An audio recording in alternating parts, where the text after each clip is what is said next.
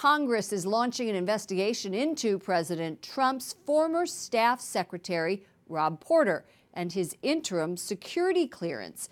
It comes as the White House fields more questions about Porter, who allegedly has a history of spousal abuse before obtaining a key role in the West Wing.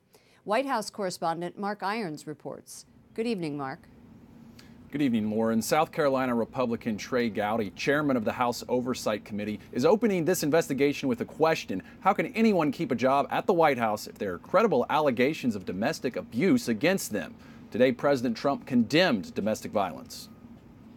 I am totally opposed to domestic violence of any kind. Everyone knows that, and it almost wouldn't even have to be said.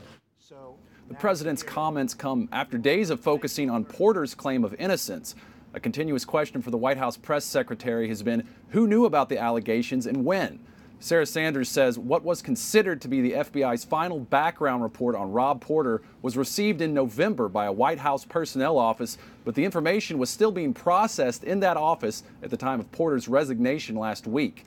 In a congressional hearing yesterday, FBI Director Christopher Wray said the FBI gave the Trump administration information about the investigation into Porter's background multiple times last year, and the investigation was closed in January.